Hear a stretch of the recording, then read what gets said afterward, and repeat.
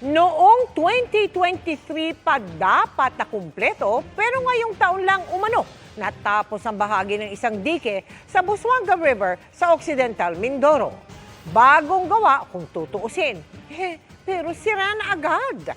At hindi pa yan ang buong dike dahil pinaghatian pa ang proyekto ng 4 na kumpanya. Nakatutok si Maki Pulido. Tulad sa Oriental Mindoro, binaharin ng mga flood control project ang Occidental Mindoro. 105 flood control projects ang nakalista sa sumbongsapangulo.ph website na may kabuuang halaga na mahigit 8.6 billion pesos. Ang dike project para sa Busuanga River, hinati sa 6 na package na pinaghatian ng 4 na construction company. Kagagawa lang ng portion na ito, gumuho na. Sa sumbong sa Pangulo website, noong 2023 pa dapat natapos ang mga proyektong ito. Pero sa pagkakaalam ng kapitan ng barangay, nitong taon lamang natapos ang proyektong ito. At pagkatapos lang ng ilang buwan, ay gumuho ang portion na ito ng dike dahil sa pagragasa ng tubig sa ilog. Nagsimula ang proyektong ito 2023 hanggang sa kasalukuyan na gumagawa ang proyektong ito. May gumuho na nga, hindi pa magkakadikit ang mga dike project kaya aapaw din ang tubig, sabi ni Kapitan. Nang minsan daw niyang tanungin kung bakit putol ang dike, sabi raw sa kanya, kinapos ang pondo. Tanong ko minsan yung isang engineer ng DPWH, hindi nadugtong ang dalawang project na ito magkasunod dahil sa kumapos ang pondo dahil doon sa kanilang design. Ang alam ko dyan ay SunWest Construction. Tulad sa Oriental Mindoro, SunWest Construction Inc. din ang naka-corner ng pinakamalaking pondo sa Occidental Mindoro. Mahigit 2 billion pesos sa Oriental, mahigit 1 billion naman sa Occidental.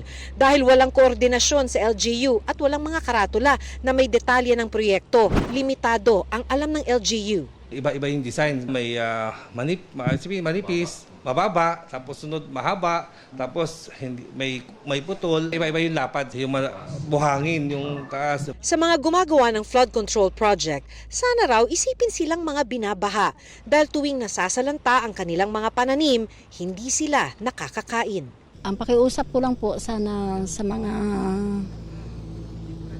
may project po dito, sana ayusin ng maayos para maiwasan na po yung naranasan naming baha. Hinihingan namin ng pahayag ang SunWest Construction at ang lokal na tanggapan ng DPWH. Para sa GMA Integrated News, Maki Pulido, nakatutok, 24 oras. Pinabulaanan ng SunWest Incorporated na nag-collapse ang mga dike projects nito.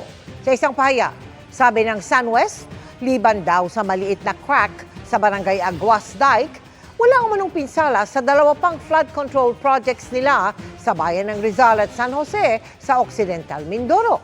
Samantala, tinatayang 3 hanggang 4 na metro lamang daw ang crack sa flood control project nila sa Barangay Aguas sa bayan pa rin ng Rizal. Wala pa raw itong 1% ng kabuuang haba ng proyekto na nasa 567 meters. Sisimulan daw bukas ang pagkukumpuni rito batay sa warranty commitments ng kumpanya.